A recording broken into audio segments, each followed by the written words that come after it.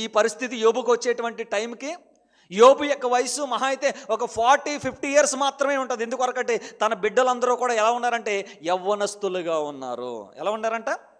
అందుకొరకే యోబు ఫోటో వేయమంటే మనందరం కూడా ఎలాంటిది వేస్తాం? బాగా ముసలివాడు అయిపోయినటువంటి యోబు యొక్క విషయాన్ని కురుపులతో ఉన్నట్టుగానే మనం వేస్తాం. కానీ యోబుకి ఇది సంభవించినప్పుడు యోబు యొక్క ఏజ్ ఎంత ఉంటుందంటే ఒక 40-50 ఇయర్స్ మధ్యలోనే. ఎందుకొరకనంటే యోబు ఆ శ్రమ అనుభవించిన తర్వాత మరలా యోబుకి మరలా రెండవసారి ఆశీర్వదించినప్పుడు దేవుడు మరలా పిల్లల్నిచ్చాడు. అంటే యోబు యొక్క గర్భాన మరలా పిల్లలు పుట్టారు, పెద్దవారయ్యారు.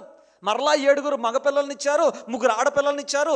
ఆడపిల్లనిచ్చిన తర్వాత పరిశుద్ధ గ్రంథంలో 42వ అధ్యాయంలో ఏమని రాయబడి ఉన్నదంటే యోబు 140 సంవత్సరాలు 140 సంవత్సరాల బ్రతికి 16వ వచనంలో 42వ అధ్యాయం 16వ వచనంలో కుమారుల కుమారులను 4 తరములు చూచెను అని రాయబడి ఉన్నది. ఎన్ని తరాలు చూశాడంట? శ్రమ అయిపోయిన తర్వాత ఎన్ని తరాలు చూశాడు?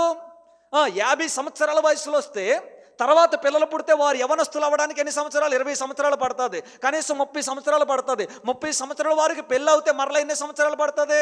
మరలా 30 సంవత్సరాలు. అంటే 4 తరాలను యోబు చూడాలి అని అంటే యోబు యొక్క వయసు ఎంత అయి ఉంటుంది? ఒక 40-50 ఇయర్స్ మధ్యలోనే యోబుకి ఇది సంభవించింది. యోబు 140 సంవత్సరాల యొక్క వయస్సుని కూడా పరిగణనలోకి తీసుకుని యోబు అబ్రహాము కాలమునకును నోవహు కాలానికి మధ్యన ఉన్నవాడు అనేటువంటి దాన్ని కూడా నిర్ధారించవచ్చు.